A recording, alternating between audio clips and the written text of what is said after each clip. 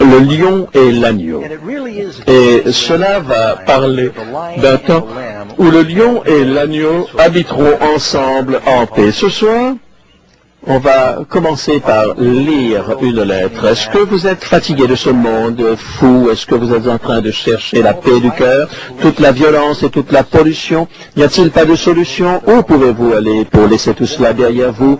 Et puis, un jour, je lis dans la Bible, d'un monde où il n'y aura plus de mort ou de souffrance, c'est plus que l'histoire. C'est un jardin dans la gloire, où là, les fleurs sont comme les pétales extraordinaires, et où le loup et l'agneau seront ensemble. Oui, Éden, cher Éden, comme j'aimerais marcher avec Jésus sur cette terre.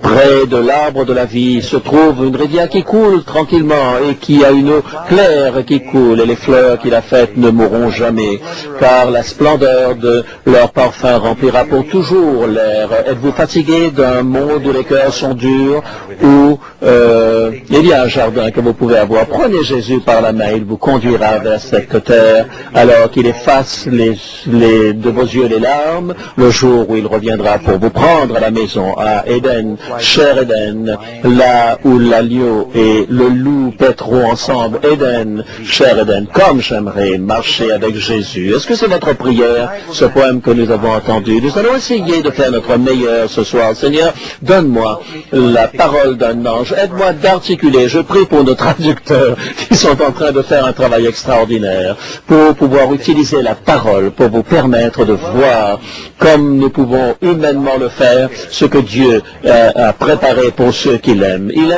Son désir, c'est que vous soyez là. Et ça a été fait par l'ordinateur, mais on aimerait vous mettre dans l'état d'esprit de la réalité du ciel. Et pourquoi est-ce qu'on ne le ferait pas maintenant? Et je vais partager un petit peu avec vous. C'est un lieu où les fleurs ne fanent jamais, où il n'y a plus de péché ou de souffrance. C'est une ville qui a des portes de perles et une rivière qui coule du trône de Dieu. Là, il nous dit qu'au-dessus de chaque porte, il y a les noms des 12 tribus. Et c'est là où se trouve l'Israël spirituel, l'Église de Dieu. Et de la même manière, 4 rivières sortaient d'Éden.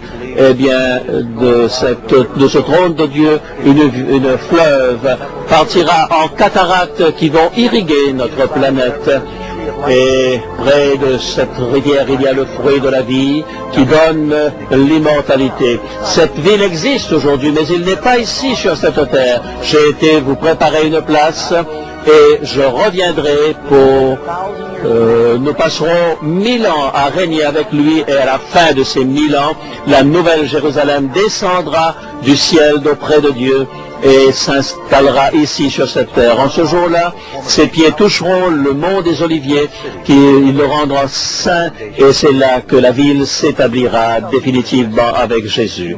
Oh, ce sont des efforts humains pour vous permettre de voir quelque chose qui est très réel, pour que ça soit fixé dans votre esprit. Mais je voudrais maintenant retourner à la parole de Dieu et étudier avec vous ce qu'il est dit sur ce lieu où le lion et l'agneau prêteront ensemble. Vous voudrez être là, mes amis? C'est réel. Ce n'est pas simplement dans le ciel, même dans notre monde séculier. Vous voyez dans les nouvelles, les gens qui se posent des questions sur la vie après la mort.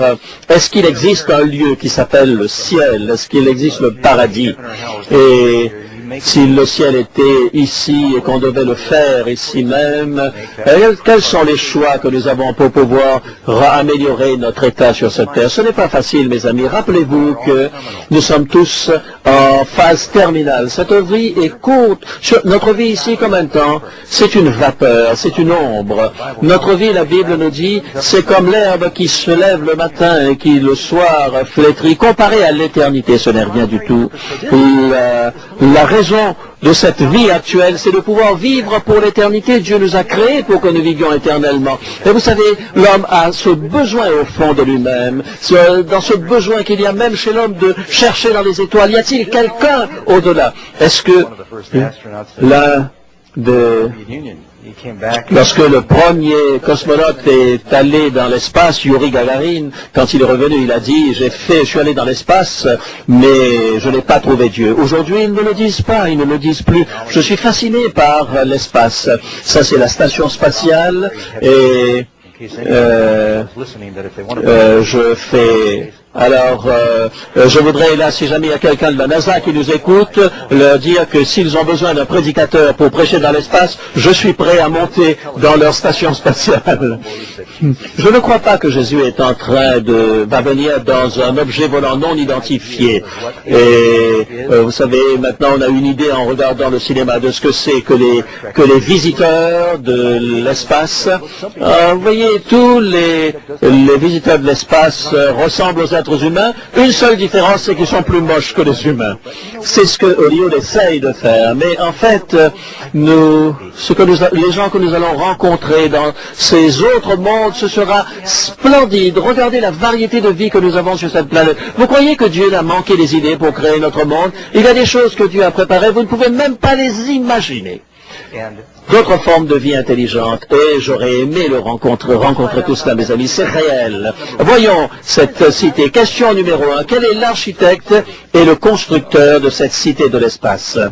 C'est très intéressant si je vous dis que la NASA a envisagé de mettre une cité sur une autre planète. Personne ne va sourciller. Mais si vous dites que Dieu, lui, a une cité, on va se dire, mais où est-ce que Dieu a eu la technologie? Comment est-ce qu'il peut faire cela? Nous croyons que Houston, NASA peuvent le faire, mais nous ne croyons pas que Dieu puisse le faire. Dieu a une cité qu'il a préparée pour ceux qui l'aiment. La Bible dit dans Hébreux chapitre 11, verset 6, Dieu n'a pas honte d'être appelé leur Dieu, car il leur a préparé une cité. Lorsque je parle de ce terme cité ou ville, vous savez, je suis né à Los Angeles et j'ai grandi à New York City, comme vous le savez. Ma mère a vécu à Londres pendant un certain temps. J'ai été au Caire également, dans toutes les grandes villes, la plupart des grandes villes du monde, à un point ou à un autre. Mais vous savez, je n'aime pas les villes. Si vous voulez vraiment voir où j'habite, nous faisons du travail missionnaire à Sacramento actuellement. Nous sommes là depuis presque 12 ans. Vous savez, nous avons une place là dans les collines. Et là, je suis bien. Mais Ésaïe chapitre 5 dit... Il n'y a pas de place pour que l'homme puisse être seul sur cette terre. Le projet de Dieu, c'est d'être un jardinier, de pouvoir apprécier la création de Dieu. Vous savez, les villes, dans ce contexte, les villes où les concentrations sont typiques, où vous avez une concentration de mal, vous avez beaucoup de gens inconvertis, mais la Nouvelle Jérusalem ne sera pas comme la Vieille Jérusalem. Vous savez, la Vieille Jérusalem est un des lieux les plus contestés sur cette terre. Le monde, le nom Jérusalem, lorsque vous dites Shalom en grec, on parle de paix. Jérusalem, ville de paix, c'est la paix. Et lorsque nous disons Jérusalem, nous voulons parler de paix. Ce n'est pas une ville de paix. Mais la Nouvelle Jérusalem, c'est une histoire différente. Car chaque personne dans cette nouvelle ville aura le Jésus dans son cœur. Et lorsque vous avez le principe de la paix, le prince de la paix, eh bien, vous serez vraiment dans la paix réelle. Il n'y aura pas de station de police, il n'y aura pas d'hôpitaux, il n'y aura pas de drogue, pas de crime. Ah, je suis tellement passionné que je me sens vraiment partir au ciel. Question numéro 2. Où se trouve cette merveilleuse cité que Dieu a préparée pour ceux qui l'aiment? Apocalypse chapitre 21, verset 2. Et moi, Jean, je vis descendre auprès de Dieu la ville sainte, la nouvelle Jérusalem, préparée, venant du ciel, préparée comme une épouse, où il y a plusieurs maisons dans la demeure de mon Père. Vous savez, la capitale de l'univers sera sur notre planète et nous allons vivre avec le Seigneur, la capitale de l'univers. Vous savez, il y a une quinzaine de jours, je suis allé visiter la Maison Blanche. On est d'accord pour dire que les États-Unis, c'est une puissance majeure dans ce monde. Et quand vous êtes dans la Maison Blanche, hein, vous voyez ça, vous regardez tous les présidents morts passés. Oh là là, il y a beaucoup d'histoire dans ce bâtiment. Mais qu'est-ce que cela comparé en vivant dans la capitale de l'univers, du cosmos, avec Dieu, le président de toute création? Ça va être quelque chose d'extraordinaire. Et encore dans 1 Roi, chapitre 8, dans sa prière d'éducation, « Ô Seigneur mon Dieu, aucun bâtiment ne peut te contenir sur cette terre. Question numéro 3. Comment est-ce que l'Écriture décrit cette extraordinaire cité de l'espace? Je vais vous donner quelques détails supplémentaires. Apocalypse 21, verset 16. Et la cité a une égale largeur que sa hauteur, c'est une forme carrée, et la hauteur, la largeur et la hauteur étaient égaux et de 12 000 stades. Voyez que les chiffres sont 12 dans cette cité, parce que c'est le peuple de Dieu. C'est quelque chose comme 375 000 sur 500 kilomètres environ d'un côté, lorsqu'on nous dit que la largeur, la hauteur et la hauteur. Le docteur Hardin disait, vous ne pouvez y échapper, que cette ville n'est pas seulement 500 km de long, 500 km de large, mais il y a aussi 500 km de haut. Cela signifie que cela va atteindre l'atmosphère extérieure. Et vous verrez la cité de Dieu, n'importe où vous serez sur cette planète, voyant la gloire de Dieu. Et les murs ont 144 coudées d'épaisseur. On ne parle pas de la hauteur. Les largeurs, l'épaisseur des murs sont de 144 coudées. Babylone, on disait que 5 chariots pouvaient circuler sur le sommet de la largeur 22 pieds. Seulement. Je ne voudrais pas manquer quelque chose. Certaines personnes disent, oh, j'aimerais aller au ciel, mais ils n'auront pas une place pour moi, il y aura tant de monde. J'ai été élevé ici à New York City. Combien de personnes? 7 millions, 8 millions de personnes? Et c'est seulement 12 kilomètres de long sur 12 kilomètres de large. En quelques heures, vous pouvez marcher d'un bout à l'autre. Cette ville dont on parle est plus grand que l'État de l'Oregon. 16 millions. Ah oui, ça c'est le grand New York. Mais moi je parle juste de la ville. Allez vérifier vos chiffres, madame. Back to our sermon. Allez, retournez à vos sermons. 500 kilomètres d'un côté, il y aura de l'espace pour vous. Et c'est seulement la maison que le Seigneur nous a préparée, la sainte cité descendant du ciel d'auprès de Dieu, a un mur haut et grand, qui a 12 portes, et il avait l'apparence du jaspe. Lorsque vous regardez le matériel qui est employé dans cette ville, vous constatez que Dieu n'a pas utilisé de bois. Rien ne doit mourir, parce qu'il n'y a plus de mort dans la nouvelle terre. Tout est fait de minéraux, même les portes de perles sont de minéral translucide. La lumière peut traverser, ainsi que le mur lui-même va briller. Il y aura toujours le jour et la nuit, car la Bible dit que d'un sabbat à l'autre, ou d'une nouvelle lune à l'autre, nous viendrons louer le Seigneur. Dieu est là, et Dieu est la lumière, et en lui il n'y a pas d'obscurité. Il sera la compagnie d'électricité qui va apporter la lumière à cela. Et voyez, vous savez, toute la ville va être illuminée, un peu comme un kaléidoscope. Lorsque vous allez dans votre maison, vous n'aurez pas besoin de chercher pour éteindre la lumière. Vous savez, lorsque Karine va dormir, elle met quelque chose sur ses yeux pour... elle se moque de moi parce que vous savez, un jour je suis allé en avion, comme ça j'en avais un, et puis depuis elle me l'a piqué. Et les chemins de la ville, les rues de la ville seront de pur or. Vous savez, si vous avez votre trésor ici sur cette terre, eh bien, on va vous le voler. N'accumulez pas votre trésor sur cette terre, là où la rouille et la taille détruisent. 12 portes et 12 perles. Et chacune des portes est une pierre unique. Repensez-y. 12 portes, 3 sur chaque côté, et chacun fait d'une perle unique. J'ai un fait extraordinaire pour vous ici. Il y a quelques années de cela, lorsque je faisais mon programme de radio, Alan Golash, c'était son nom, était en train de... il a trouvé cet article que vous avez sur l'écran maintenant, et il dit c'est une perle artificielle, mais en le regardant de près, il se disait mais ça ressemble beaucoup à une vraie perle, et il l'a acheté $14. Il l'a apporté chez Christie's, ils l'ont fait expertiser, c'est une... Il n'y en a que 2 comme ça dans le monde, ça valait des millions.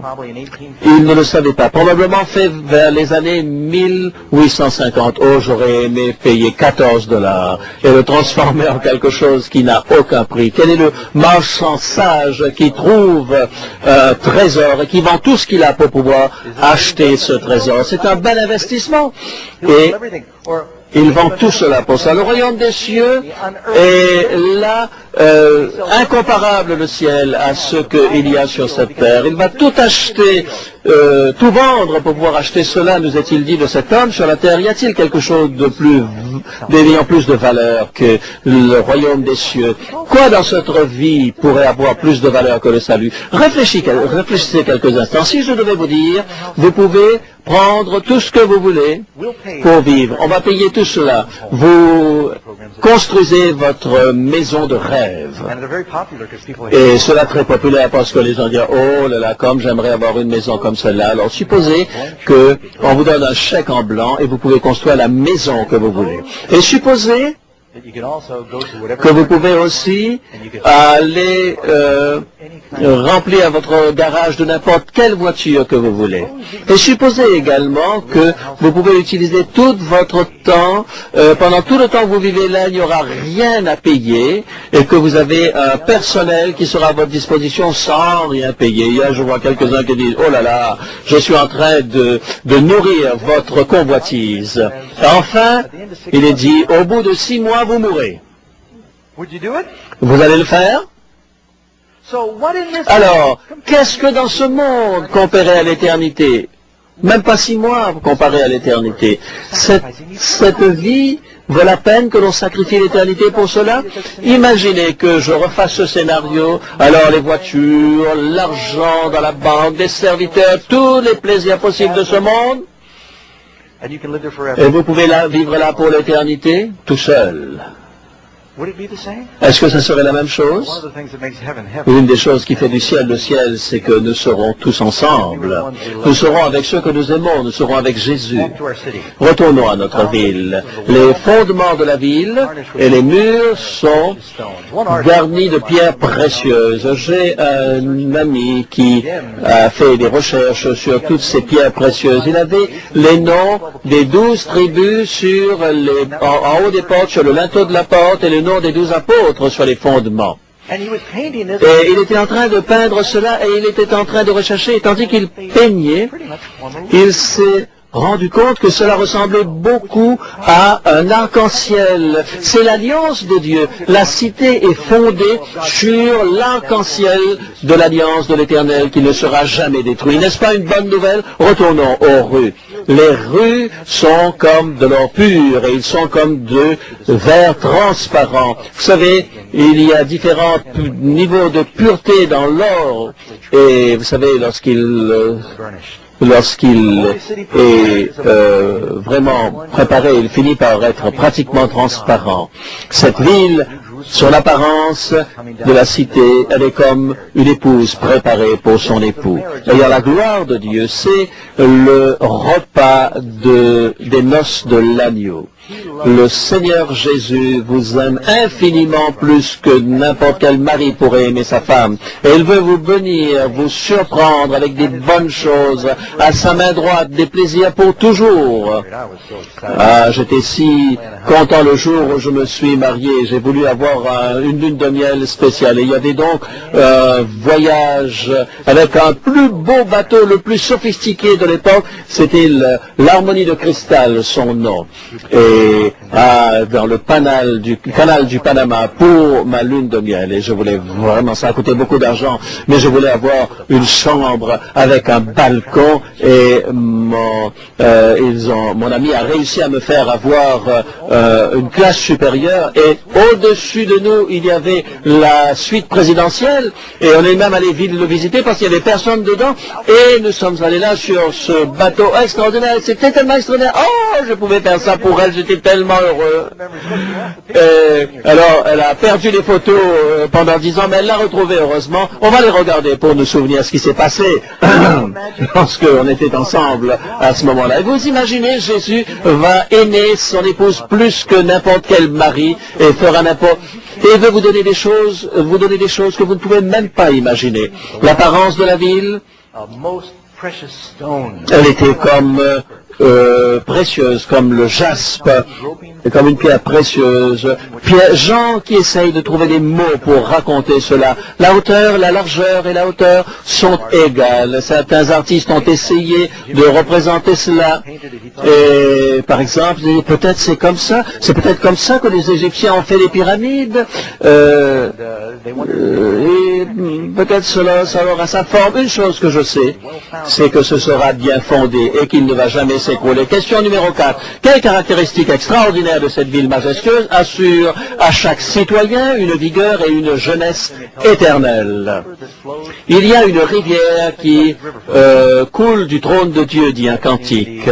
J'ai vu l'Amazone, j'ai vu le Mississippi, j'ai vu le Nil, je n'ai pas encore vu le Gange, mais beaucoup de grandes rivières de ce monde, je les ai vues, le Missouri également, elles sont très larges. Mettez toutes ces rivières ensemble, enlevez la boue, et de chaque côté, il n'y a que des arbres magnifiques de chaque côté, symétriques, pas des branches brisées qui sont séchées ou qui sont difformes. Et l'eau est tellement claire que vous pouvez voir toutes les créatures marines. L'air est parfaitement pur.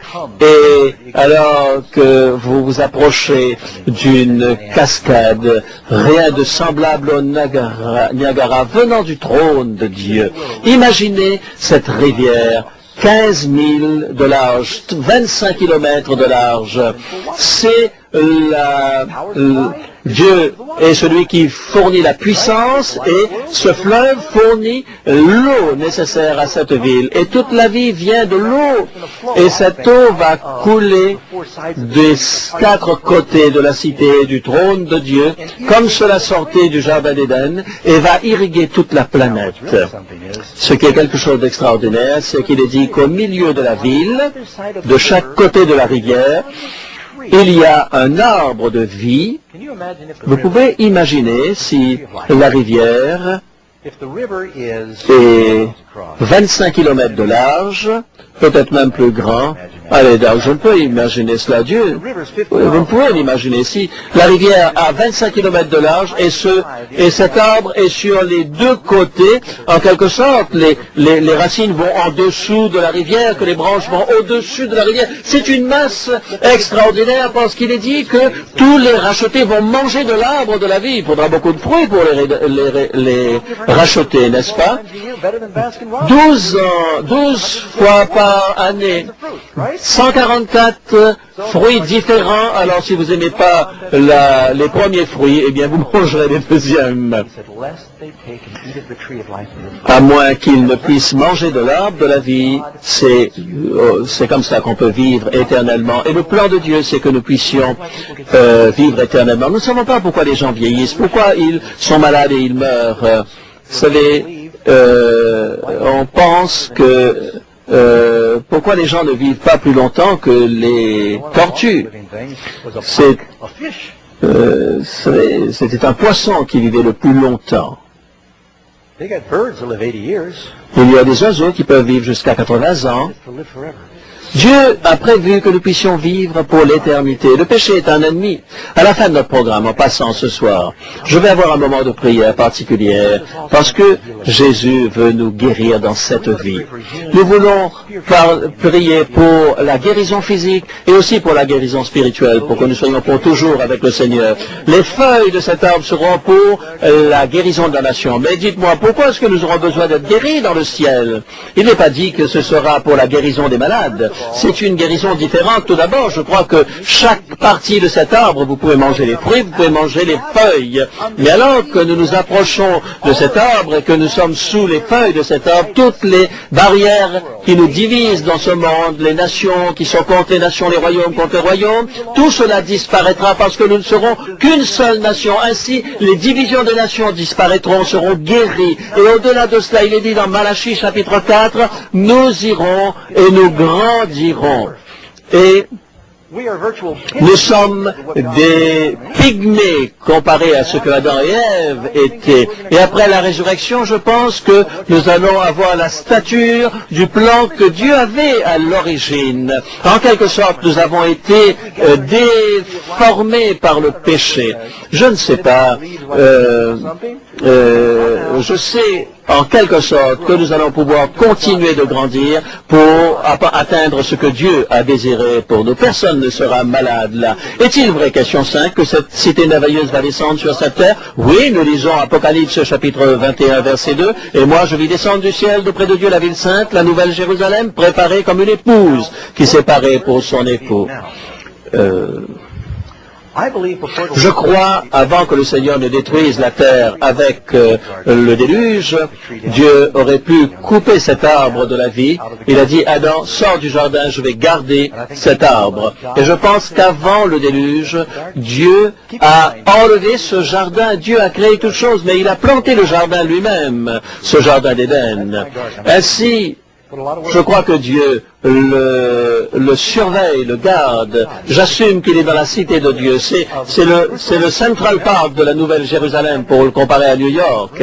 Et il va le ramener ici sur la terre. Et si Dieu il peut le monter, s'il peut faire monter le jardin, il peut faire descendre la ville.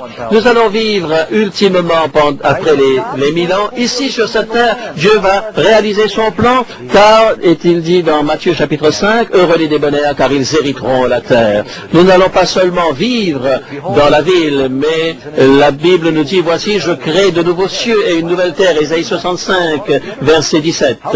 Comment est-ce que le ciel a besoin d'être recréé?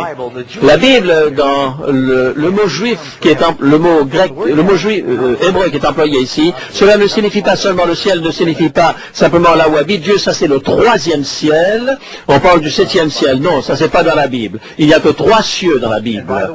Et il y a certaines églises qui enseignent qu'il y a plusieurs niveaux de cieux.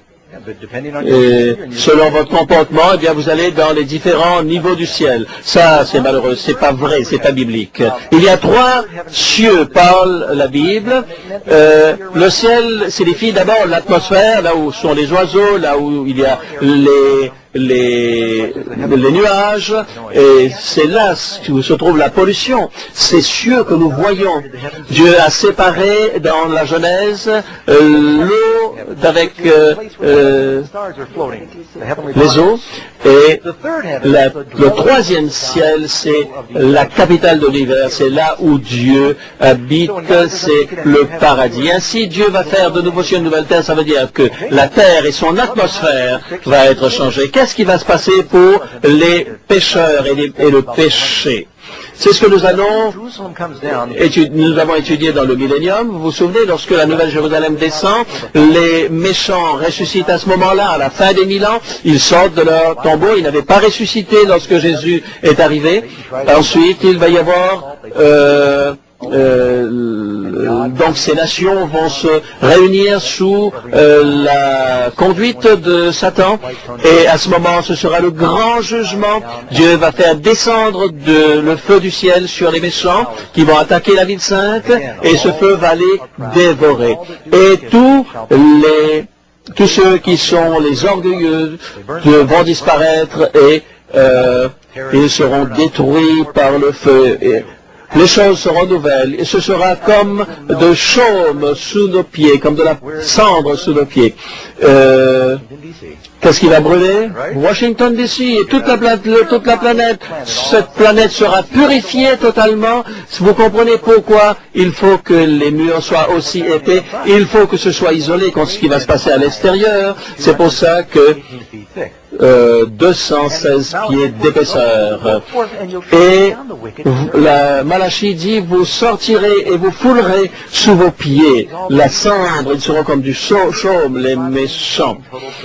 Être sous les pieds signifie c'est la soumission, c'est la soumission totale. En fait, les méchants seront totalement annihilés.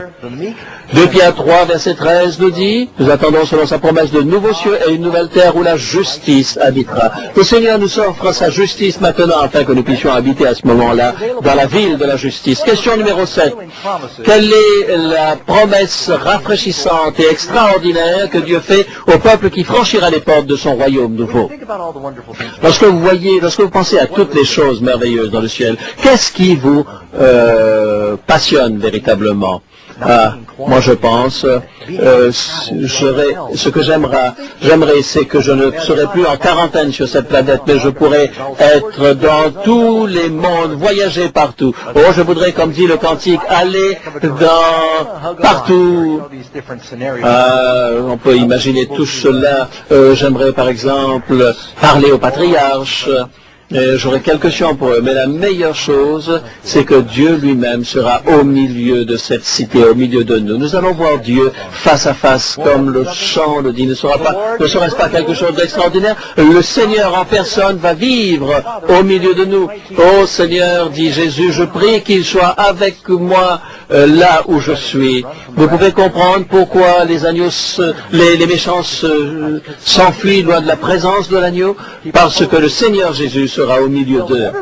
Ils ne s'ennuieront jamais. Le bonheur et la joie seront éternels. Parfois, nous disons, oui, j'aimerais avoir le ciel, mais je préfère avoir $1 maintenant que 10 000 plus tard. J'aimerais mieux avoir un morceau de candy maintenant plutôt qu'un gâteau à mon anniversaire. Hein? L'enfant dit, eh bien, je préfère le candy maintenant. Vous savez, Moïse a été considéré comme un enfant de Dieu parce qu'il a préféré vivre la souffrance de son peuple plutôt que de connaître pour un temps le bonheur de la cour d'Égypte. Dieu est en train d'offrir à ses enfants, à ceux ici et maintenant, déjà sa grâce. Il n'y aura plus de mort, il n'y aura plus de souffrance, il n'y aura plus de tristesse, de maladie, plus de pleurs, plus d'hôpitaux, plus de tragédies, plus de déceptions, de troubles, de faim, de soif. Comme je l'ai dit, il n'y aura plus de cimetières. Il n'y aura plus de terrain de golf. Ah, je sais que il y a des gens qui vont être fâchés contre moi en disant cela. Vous savez, peut-être vous seriez surpris de voir tout ce qu'il y a au ciel. Ils ne se fatigueront plus, nous dit Ésaïe 40. Ceux qui comptent sur le Seigneur renouvelleront leur force, ils rajeuniront comme l'aigle. Est-ce que nous serons fatigués? Jamais. Nous n'aurons plus de fatigue. Nous aurons une vigueur éternelle et nous serons en mesure de nous reposer. Mais ce sera comme lorsque le Seigneur lui-même s'est reposé, c'est-à-dire en se réjouissant de ce qu'il avait créé. Ne serait-ce pas extraordinaire? Et toute personne sauvée sera en bonne santé physique dans tous les sens du terme. Le sourd entendra, l'aveugle verra, le muet chantera et le paralysé pourra courir. J'aurai une magnifique chevelure lorsque je serai là-haut. Tous les déficits que vous avez lorsque vous serez là-bas seront compensés. Je vais prouver. Mais je ne peux le prouver, mais connaissant le Seigneur, vous savez, j'envoie des cartes, bien souvent lorsque je voyage, et je Je loue certaines voitures lorsque je voyage et lorsqu'ils me disent « Ah, vous savez, votre voiture est partie. » Non, mais on va vous donner une voiture plus belle. Ils ne vous donnent une voiture moins bonne. Ils vous donnent toujours quelque chose de mieux parce que si vous n'avez pas la voiture moyenne que vous voulez, ils vont vous upgrader. Il n'y a pas très longtemps, j'étais à Saint-Luc et là, ma voiture n'a pas pu être... j'étais dans la voiture. Est-ce que quelqu'un a dit « Ah, vous êtes à la télévision ?» J'ai souvent peur. Et des fois, j'ai dit « Oui, je suis à la télévision. » Elle dit « Ah, c'est vous qui vendez des voitures à la télévision. » J'ai dit « Oui, je regarde votre programme. Ah, c'est amazing, amazing. » Elle ne se rappelait plus de la suite. Elle a dit « Laissez-moi faire ce que je peux faire. Laissez-moi voir ce que je peux faire pour vous. Alors, je vais essayer de vous donner une belle voiture. » Oh, j'étais tellement heureux pour ça. Et alors, elle a dit « Est-ce que vous auriez aimé une voiture convertible? » Et je regarde à l'extérieur. Et il n'y avait personne. Oh, je dis « Non, non, oh. » Elle a tapé sur sa machine et puis elle a dit « Vous savez, elle m'a donné une Cadillac avec un volant chauffant. Oh, à quoi ça sert d'avoir cela? Mais la voiture était froide et c'était agréable d'avoir un volant chaud entre les mains. Vous savez, ces petites choses, j'essaie d'imaginer ce que le Seigneur a préparé pour vous, tout ce que vous avez pu imaginer ici. Vous savez, je crois qu'il y a une voiture particulière pour chacun. Ceux qui ne peuvent pas chanter ici, vous allez conduire la chorale en haut. Ceux qui ont de la peine à marcher aujourd'hui, vous allez être les plus grands, les plus rapides à courir là-bas. Et ceux d'entre vous qui avaient des problèmes à entendre aussi, eh bien, vous allez entendre à 500 km comme Superman lorsque vous serez au ciel. Et ceux qui ne savent pas nager, eh bien, ce que je veux dire, c'est que vous allez avoir la sensibilité de tous vos sens. Vous sentirez des odeurs extraordinaires. Ça peut être pris dans les deux sens, mais je veux dire que vous allez sentir de bonnes choses. La jalousie, la peur, la haine, tout cela va disparaître. L'impureté, l'envie, le cynisme, la corruption, les inquiétudes, tout le mal sera pour toujours banni du royaume de Dieu. Il n'y a rien de mal là, rien que le bien. À quoi ressemblait le jardin d'Éden? Bien, bien, très bien. Dieu va restaurer les choses, sauf que ça va être upgradé, meilleur que ce n'était auparavant. Question numéro 8. En quoi la nouvelle terre sera-t-elle différente de notre terre aujourd'hui? Oui, il y aura quelques différences, mais ce sont des améliorations. Il est dit qu'il n'y aura plus de ciel. Cela ne signifie pas qu'il n'y aura pas d'eau. Nous savons qu'il y a déjà une rivière d'eau. Il n'y aura plus cette quantité d'eau salée qui font mal à nos yeux. Il n'y aura pas ces océans qui séparent ce que nous aimons ici. Il y aura certainement des étangs, il y aura certainement des lacs partout. Le désert sera comme un jardin, nous est-il dit, et fleurira comme un jardin. Vous voyez, ce que nous avons et que nous voyons aujourd'hui n'a aucune comparaison avec ce que Dieu prépare pour nous. Les animaux ne seront plus une menace pour l'homme, aucune bête ne sera une proie pour une autre, et un petit enfant les conduira. Ce sera le végétarisme pour tout le monde.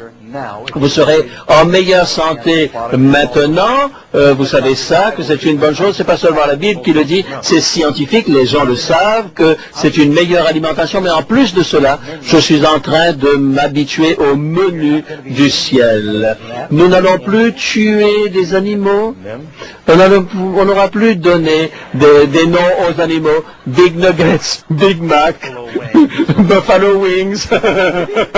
Est-ce qu'il a donné ces noms-là aux animaux? Non, c'était ses amis. Vous savez, les choses sont corrompues aujourd'hui, n'est-ce pas? Alors, il faut que vous vous habituez à cela.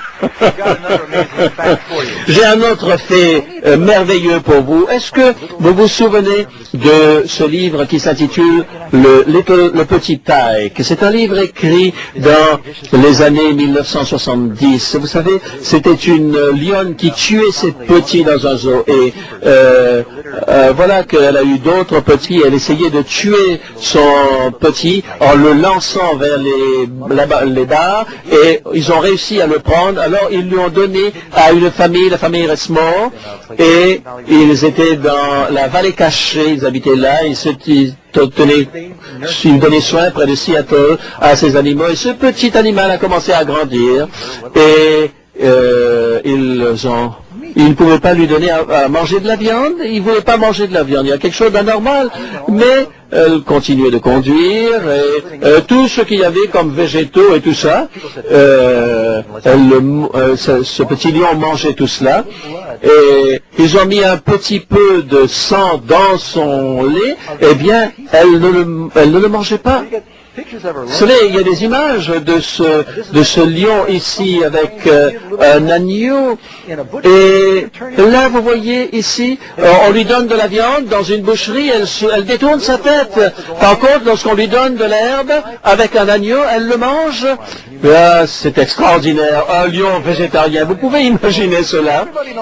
Tout le monde sait que les lions ont ces canines, et ils ne peuvent manger que de la viande. Eh bien, vous croyez que Dieu peut le faire? Finalement, quelqu'un qui avait lu la Bible, vous n'avez jamais lu la Bible, a-t-il dit. Si vous lisez la Bible, au ciel, les lions seront des végétariens. Alors, ils ont arrêté de forcer ce lion à manger de la viande. Eh bien, si le lion peut le faire, vous aussi, vous pouvez le faire, n'est-ce pas?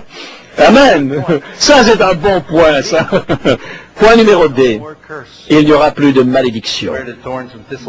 Là où il y a eu des épines au début et des ronces, avec le péché, lorsque Jésus est mort sur la croix, on l'a couronné d'épines parce qu'il est devenu le roi du péché d'une certaine manière. Il a pris la malédiction du péché sur sa tête. Toute la malédiction, il l'a pris dans cette couronne d'épines.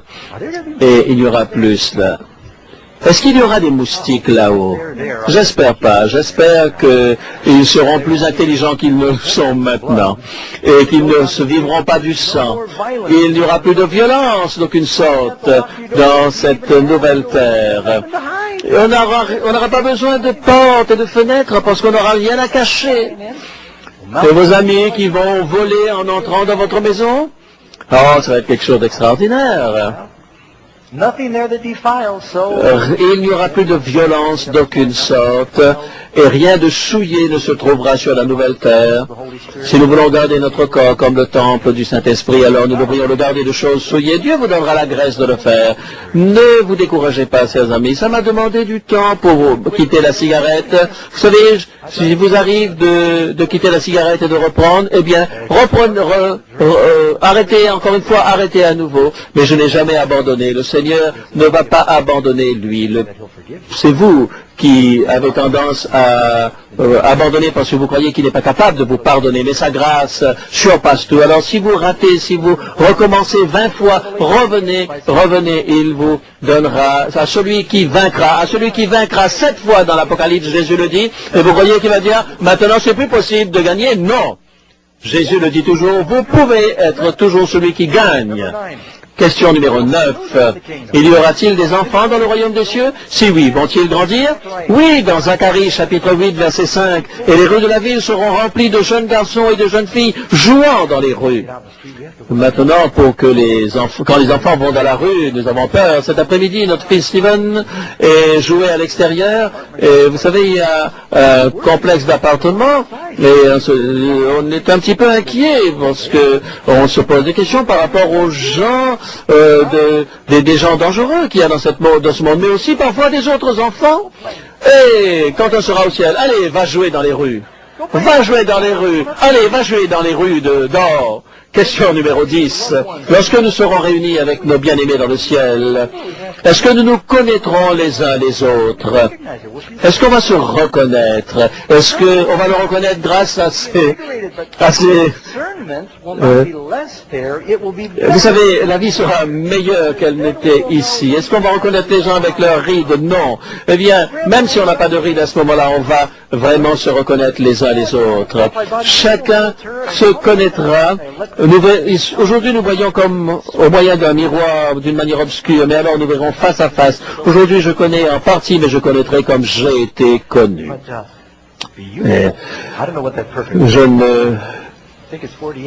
Je ne sais pas ce que c'est que l'âge le meilleur, peut-être 48 ans, mon âge.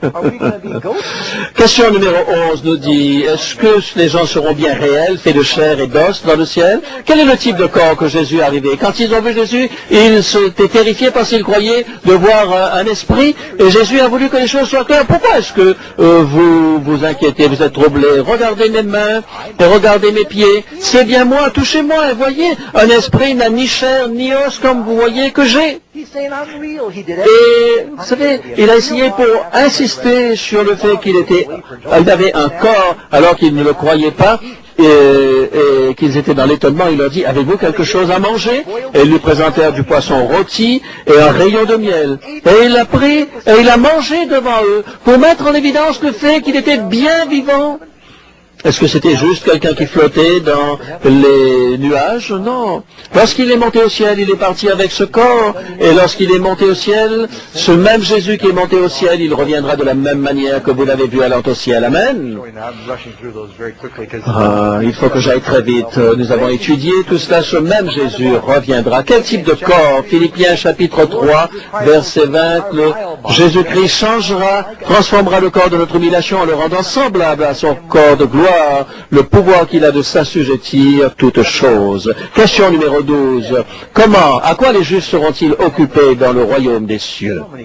Beaucoup de personnes ont des mauvaises conceptions. Si vraiment on peut imaginer ce que c'est que le ciel aujourd'hui, eh bien ce serait tellement mieux, tellement plus facile de vivre une vie sainte sur cette terre si nous pouvions voir cela. Ils croient qu'on va voler comme ces bébés gras que nous voyons ici et là. Les petits bébés qui vont être sur les nuages à jouer de la harpe. Non, nous avons une autre image du ciel pour vous. Qu'est-ce que vous allez faire au ciel? Est-ce que nous allons flotter sur des nuages? Non, c'est une cité réelle. Voici quelques images. Et c'est plus grand et plus beau, plus brillant que tout ce que vous pouvez imaginer. Une ville de 375 000 de long, de large et de haut. Toute personne est en bonne santé, toute personne est heureuse. Il n'y a aucun doute, aucun soupçon de la part des uns et des autres. Jésus sera là. La seule chose qui restera de cette terre, ce sont les cicatrices. Et les enfants diront au Seigneur, qu'est-il arrivé à tes mains? Le loup paîtra avec l'agneau et un enfant les conduira. C'est tout quelque chose d'extraordinaire, mes amis, réel. Et tout ce que nous pouvons faire pour essayer de vous apporter cette image la plus belle, nous voulons vous dire ce que le Seigneur a en réserve pour vous. Nous ne serons pas en quarantaine à cause du péché. Nous pourrons visiter l'univers tout entier. Nous serons des ambassadeurs de Dieu parce que sa capitale sera sur notre terre. N'est-ce pas merveilleux d'y penser? Et nous pourrons visiter des mondes. Et nous n'arriverons jamais aux extrémités de cet univers, car Dieu lui-même sera au milieu de nous. Ils construiront des maisons et ils les habiteront. Qui est en train de préparer notre maison? Jésus dit, je suis allé vous préparer une place, mais nous devons partir de là et construire notre propre maison de campagne, parce que Dieu nous a créés pour que nous aussi nous créons à notre tour. Dieu n'a pas voulu simplement que l'on joue de la harpe en flottant sur des nuages. Il veut que nous soyons des gens réels, qui faisons des choses réelles. Ils construiront des maisons, ils les habiteront, ils planteront des vignes, ils en mangeront le fruit, ils ne bâtiront pas de maison pour qu'un autre les habite, et ne planteront pas des vignes pour qu'un autre les mange, car le jour de mon peuple seront comme les jours des arbres, et mes élus jouiront de l'œuvre de leurs mains. Et un jour, une personne a dit à quelqu'un qu'il payait, je vous paye bien, pourquoi est-ce que vous n'utilisez pas des plus beaux vêtements? Je regardais votre voiture, je dis, vous savez, je fais beaucoup pour soutenir la mission, pour soutenir l'église, mais vous devriez penser plus à vous-même, a dit cette dame qui employait cet homme. Ils sont morts tous les deux, nous dit l'histoire, et ils sont allés au ciel, et voilà que l'ange emmène les uns et les autres, et il dit, eh ben voilà, une petite maison modeste, et elle est très contente de sa maison, mais elle regarde de l'autre côté de la colline et elle voit une maison magnifique, et ça appartient à un prophète, un roi, et non, ça appartient à votre chauffeur. Quoi? a-t-elle dit. Qu'est-ce que vous êtes en train de me raconter? Mais c'était mon chauffeur. Et il est dans cette magnifique maison là-haut. Oui, mais comment ça se fait qu'il est dans une si belle maison? Ah, mais en fait, il a fait beaucoup plus de satellites que vous n'en avez fait. Où est-ce que vous mettez vos trésors, hein?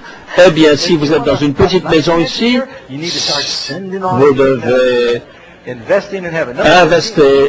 investissez dans les choses du ciel. Question numéro 13. Quelles sont les autres activités extraordinaires que les rachetés auront lorsqu'ils seront? Les yeux des aveugles s'ouvriront. Les oreilles des sourds seront débouchées.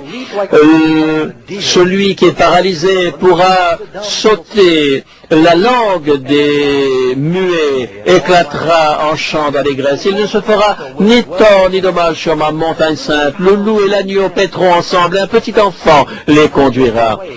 Ils pourront chanter, jouer de la musique céleste. Vous savez, parfois j'ai un petit peu peur de chanter parce que ma voix tremble un petit peu. Vous savez, les cordes vocales, vous savez,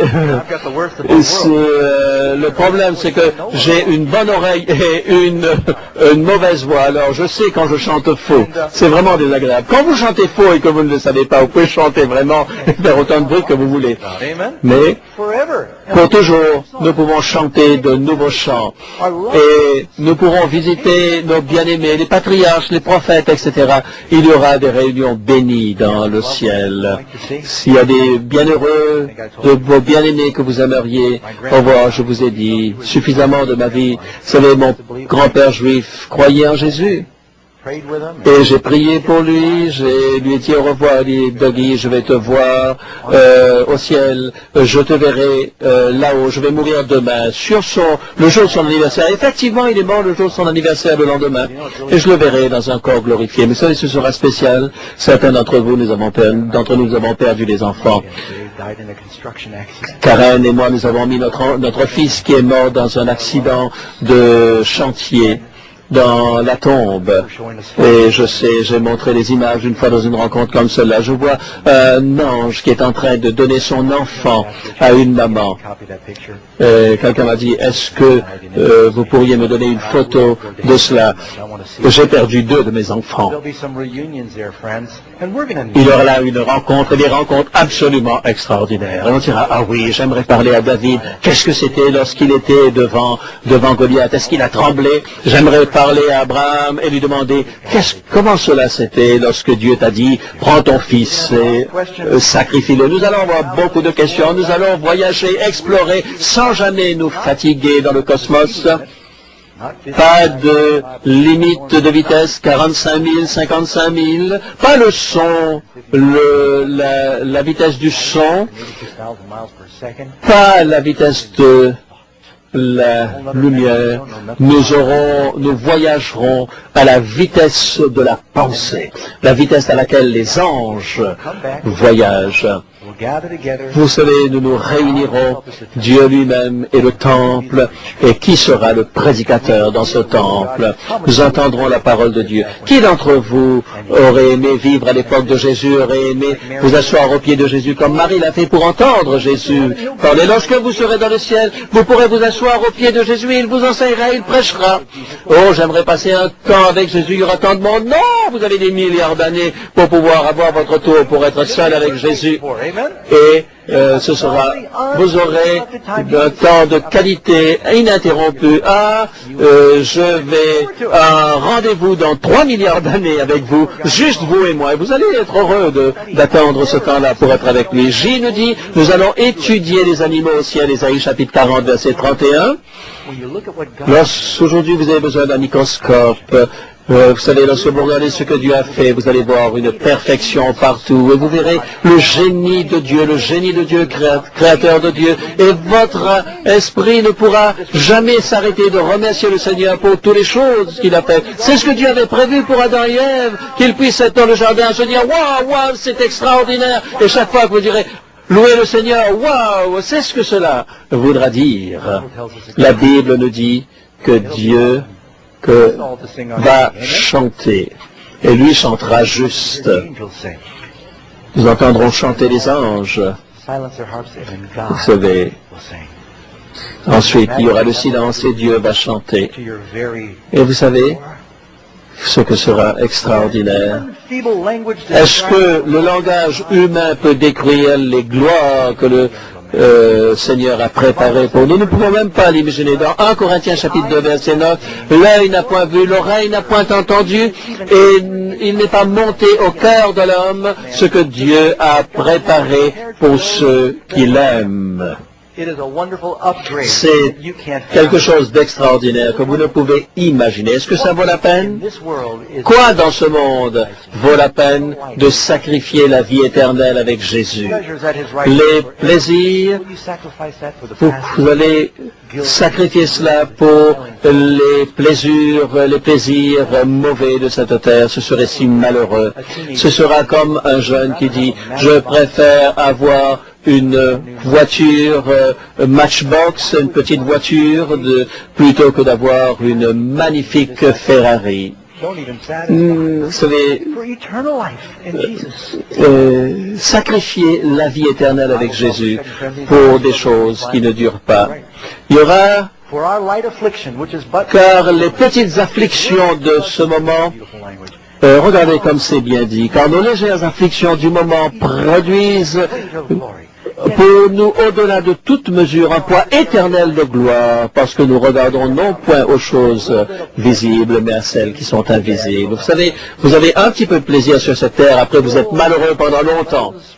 Vous savez, vous avez ce besoin de la drogue, et puis quand ça descend, vous avez le plaisir de boire, et ensuite la honte d'être ivre. Vous avez le plaisir d'un moment, et puis la culpabilité d'une relation et la honte d'une relation maritale inappropriée. Mais dans le ciel, aujourd'hui nous avons des luttes contre la tentation, mais à ce moment-là, ce sera la dignité pour toujours. Et vous n'avez pas besoin de choisir. Vous n'avez pas besoin de choisir, oh, donnez-moi mon candy maintenant et perdre l'éternité, c'est ça? Ou bien voulez-vous dire au Seigneur, Seigneur, je veux vivre l'affliction avec ton peuple aujourd'hui. Garde les yeux fixés sur Jésus et que je puisse toujours me souvenir de ce monde que tu me prépares. L'important, c'est que vous puissiez vous en souvenir. Vous savez, si nous pouvions juste voir une vidéo de ce que ce sera dans le ciel, la tentation filerait le plus vite possible. Voyez, les prophètes, lorsque Dieu leur donnait des visions, cela leur donnait la possibilité de supporter mieux la tentation. Si vous croyez que c'est vrai, alors vous trouverez la force de dire non à Satan et oui à Dieu. Nous ne nous souviendrons plus des choses passées, car Dieu aura effacé toute larme de nos yeux. Est-ce que ce royaume sera préparé pour moi personnellement? Oui, Jésus a dit, c'est pour tous ceux qui le veulent. Est-ce que vous êtes dans tous ceux qui le veulent? Est-ce que vous êtes dans ce royaume? Il a dit, je vais vous préparer une place pour vous. Oui, pour vous. Chacun d'entre vous, ici, il est allé vous préparer une place. Quelle honte si vous n'avez pas cru à lui lorsqu'il reviendra. Il y a une place pour vous. Comment est-ce que je puis en être sûr d'avoir une place dans ce royaume? La Bible dit que Jésus est à la porte et qu'il frappe et qu'il vous demande d'ouvrir cette porte. Il veut entrer dans votre cœur, car le royaume des cieux est ici à portée de votre main. Vous savez, lorsque Jésus reviendra, cela commence, la réalité de ce royaume commence aujourd'hui et continue de se développer jour après jour. Et vous pouvez demander au roi de venir dans votre cœur maintenant et vous aurez déjà ce royaume en vous. Béni qu'il puisse entrer par les portes de la cité dans Apocalypse 22, verset 14. Heureux sera celui qui lave sa robe afin d'avoir droit à l'arbre de vie. Vous voulez manger de cet arbre, vous serez béni. Mais vous devez lui faire confiance suffisamment pour l'obéir. Celui qui vaincra héritera de toutes ces choses. Apocalypse 21, verset 7. Le sang de Jésus va rendre cela possible, car il nous purifie de tout péché. L'année dernière, nous sommes allés en Nouvelle-Guinée, en Russie, en Australie, en Corée pour notre évangélisation. Nous aimons étudier les coutumes de tous les endroits où on va. Oh, oh, j'aimerais apprendre l'hindustani, la langue des Indiens, de l'Inde. Vous savez, nous nous préparons pour aller dans un monde où Dieu désire que nous soyons des ambassadeurs de ce monde aujourd'hui. Nous voulons parler de la manière dont on parlera dans le ciel. Comment est-ce qu'ils passent leur temps? Ils glorifient Dieu. Faites-le déjà maintenant. Est-ce qu'ils s'habillent différemment? Est-ce qu'ils utilisent Est-ce qu'il y aura de l'argent dans le ciel? Il y aura de l'or là où nous marcherons. Je ne pense pas qu'on aura besoin d'acheter quelque chose. Mais vivons déjà maintenant comme nous vivrons dans ce monde à venir. D'abord, nous devons accepter l'agneau si nous voulons faire face au lion. Il est venu comme un agneau la première fois. Il revient comme un lion rugissant. Et vous ne pouvez l'accepter comme le lion si vous ne l'acceptez d'abord comme l'agneau qui ôte le péché du monde. C'est mon désir. Je veux être dans cette terre, pas vous. Un père a pris son fils une fois et l'amener à Los Angeles. Il lui a acheté un chien. Vous savez, lorsqu'on achète il a regardé à tous ces différents chiens et il a vu un chien qui était dans une cage et la queue était en train de s'agiter furieusement. Et le père a dit, non, je veux pas. Mais pourquoi tu veux ce chien-là? Mais parce que il a une bonne fin, un happy ending. Dieu a un happy ending pour vous, mes amis. Il y a une terre, et par la foi, je peux le voir au loin, car notre Père attend sur le chemin pour nous préparer un lieu là. Il veut que vous soyez là, chacun d'entre vous, il vous prépare cette place. Jean, chante